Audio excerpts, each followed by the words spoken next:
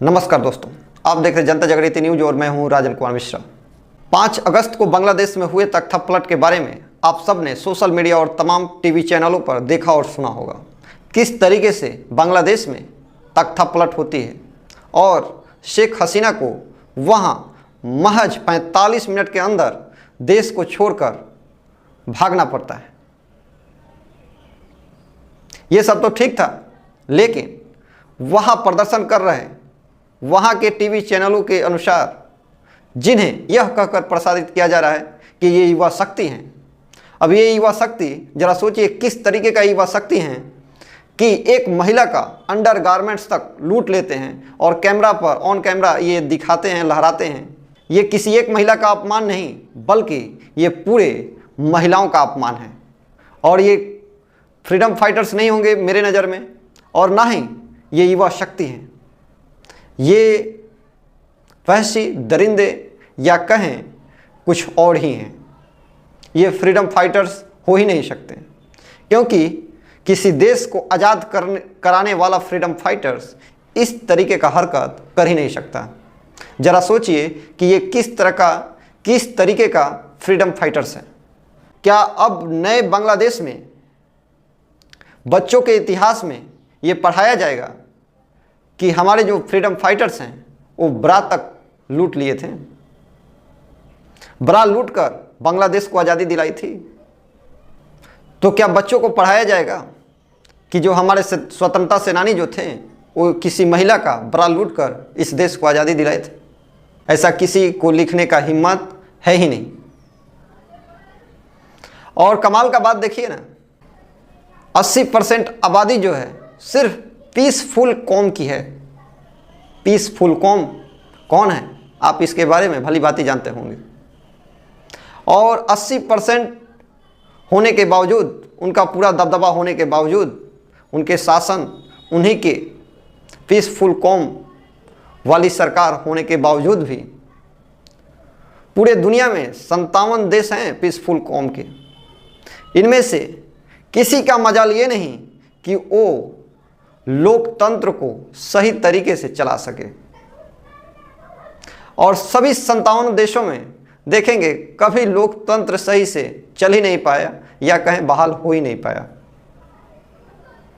उनमें से आज एक बांग्लादेश का भी नाम आता है। आप सबने देख ही लिया, वहाँ कोई अन्य धर्म के लोग जो थे नहीं थे, उनका कोई दबदबा नहीं था, लेकिन सिर्फ शांति कौम ही, पीसफुल कौम ही वहाँ अशांति का कारण क्यों बन जाती है, ये भी एक समझ की पड़े। बांग्लादेश में 12% आबादी जो है हिंदुओं की है। वो सिर्फ चैन से जीना चाहते हैं। उन्हें ना कोई बड़े सत्ता का लोभ है, उन्हें ना कोई अधिकारियों के पद पे रहना है। उन्हें सिर्फ रोजी रोटी और शांति से जीने दिया जाए, यही उनकी मांग है, इच्छा है।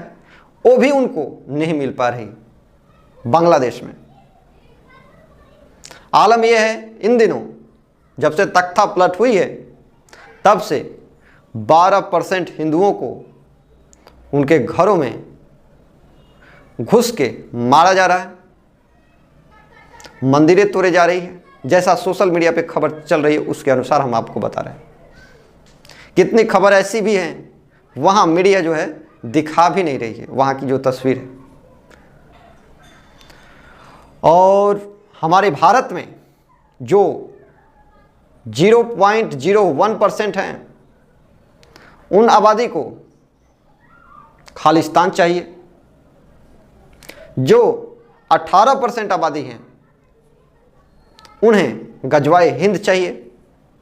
और जो 80% जो बड़ी आबादी है, देश की सबसे बड़ी जो आबादी है हमारे भारत की, जो 80% है, उन्हें सिर्फ आलू, प्याज, टमाटर, इन आदि सामानों का जो भाव है वो कम होना चाहिए। कड़वा है मगर सच है।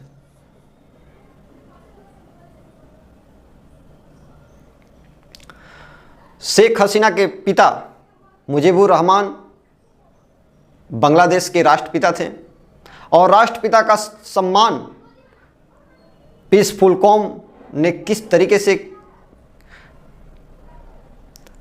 किया वो आज पूरे देश ने देखा। वही पीस फुलकॉम भारत में राष्ट्रपिता को लेकर बड़ी बड़ी बातें करते हैं, लेकिन वही पीस फुलकॉम जब किसी दूसरे पीसफुल कंट्री में अगर वहाँ के राष्ट्रपिता के ऊपर हो तो वहाँ राष्ट्रपिता का कोई दुहाई नहीं देता, कोई ये नहीं समझता कि वो राष्ट्रपिता हैं और राष्ट्रपिता का मतलब क्या होता है। ये सब उस समय भूल जाते हैं। सिर्फ राष्ट्रपिता का मतलब भारत में रहने वाले पीसफुल कौमों को ही दिखाई देती है। और ये पीसफुल कौम कौन से लोग हैं ये आप समझ सकते हैं। जरा सोचिए,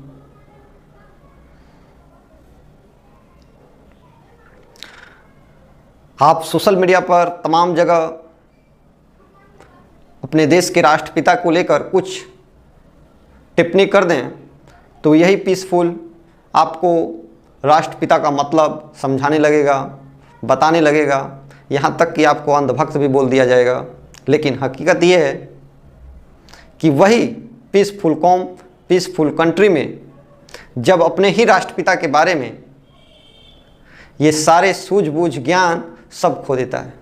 और मुजीबुर रहमान जो हैं वहाँ के राष्ट्रपिता थे बांग्लादेश के, उनकी मूर्तियों को खंडित कर दिया जाता है और उनकी हत्या भी उसी पीसफुल कौम ने मात्र बांग्लादेश के विभाजन के 4 वर्ष बाद ही उनकी हत्या कर दी जाती है। और ये उनकी ही हत्या नहीं बल्कि उनके परिवार, पत्नी, बेटे, बेटियां सिर्फ मात्र बच जाती है तो उनकी 2 बेटियां, एक शेख हसीना और दूसरी जो बेटियां हैं वो शेख रेहाना, यही 2 बेटियां बच जाती हैं जो इन दिनों भारत में शरण ली हुई है, अभी रह रही है। अब जरा सोचिए कि जिस देश के लिए शेख हसीना ने, उनके पिता ने इतनी बड़ी लड़ाई आज़ादी की लड़के पाकिस्तान से बांग्लादेश को अलग कराया, वो राष्ट्रपिता भी बने, लेकिन राष्ट्रपिता को 4 साल मज हुए थे वहाँ के सेना के कुछ अधिकारियों ने मिलकर उनकी हत्या कर दी और उनके परिवार वालों की भी।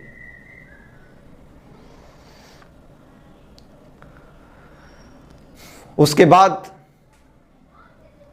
जब शेख हसीना विदेशों से लौटी पढ़ाई वढ़ाई करके तो बांग्लादेश की राजनीति में कदम रखा और उसके बाद उन्होंने लगातार सत्ता में 15 साल तक प्रधानमंत्री रही और बांग्लादेश को तरक्की दिलाई, जिससे बांग्लादेश की जो जीडीपी है पाकिस्तान से बहुत बढ़िया, काफ़ी एक विकसित देश में खड़ा कर दी थी।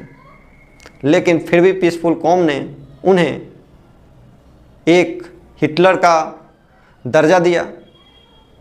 जिस देश के लिए उनका परिवार मर मिट गया, जिस देश के विकास के लिए उन्होंने पूरे जान की बाजी तक लगा दी, उस पीसफुल कंट्री, उस पीसफुल कौम ने उन्हें सिर्फ क्या दिया वो आप देख ही सकते हैं।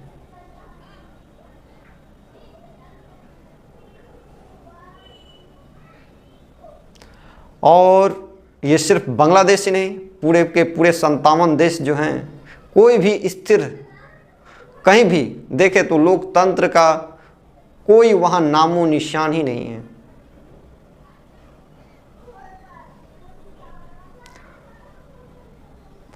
और जब शेख हसीना बांग्लादेश को जब छोड़ के भागी तो उन्हें सिर्फ एक ही सुरक्षित स्थान दिखा, वो था भारत।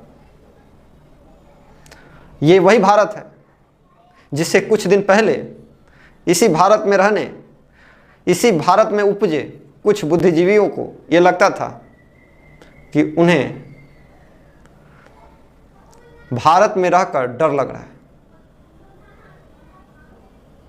वो स्टेटमेंट देते थे कि हमें भारत में डर लग रहा है। उन बुद्धिजीवियों में कुछ नाम इस प्रकार से हैं। भारत के पूर्व उपराष्ट्रपति हामिद अंसारी और अभिनेता नसीरुद्दीन शाह और आमिर खान, ऐसे तमाम बुद्धिजीवी जो थे उन्हें भारत में डर लगता था और आज शेख हसीना को भारत में सुरक्षित लगता है।